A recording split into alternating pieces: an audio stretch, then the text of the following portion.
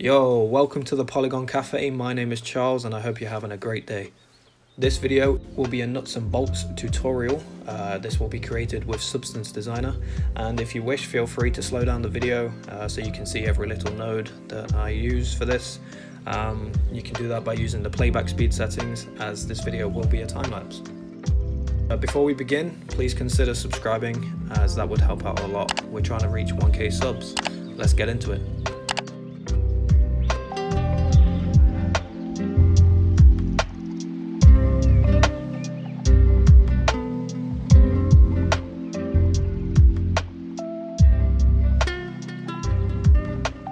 So for this material, I chose to use the Maya to ZBrush to Substance Designer workflow. So what that means is you model all of the parts that you need in Maya, you take them to ZBrush, and then you export the alphas from there.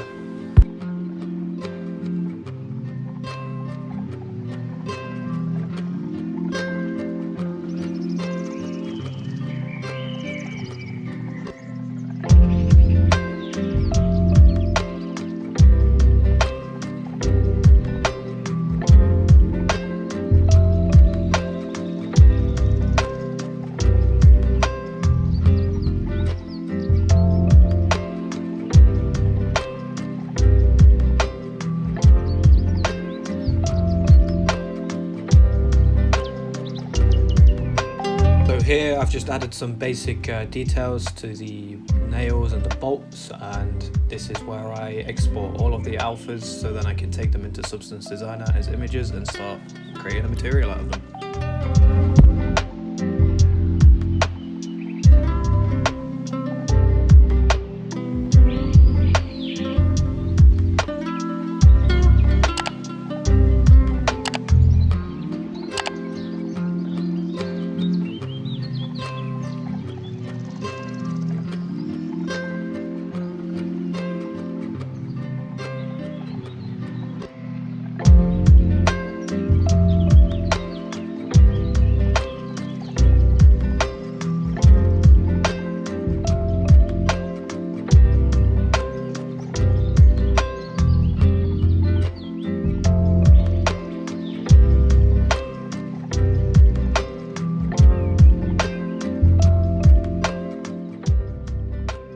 Here I'm just creating a basic mask so the bolts and the nuts don't overlap each other when later on in the material.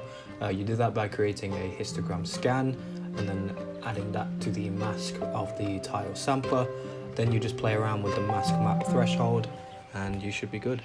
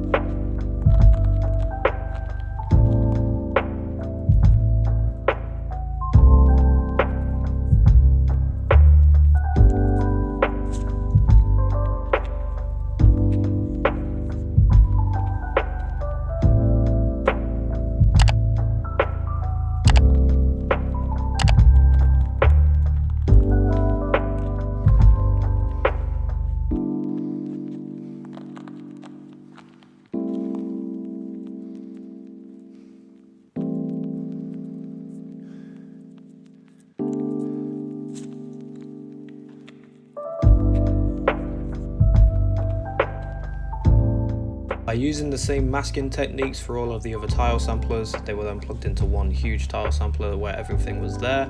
It was then time to work on ambient occlusion. This will then be used to make the edges pop out so you can see all the finer details, and then you can start seeing the shape come together.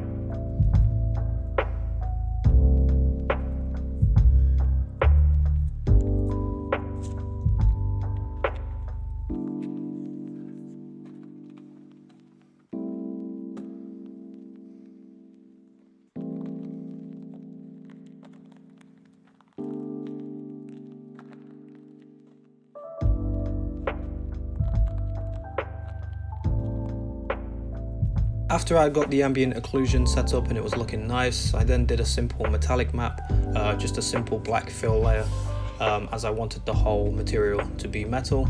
I then started working on the base color.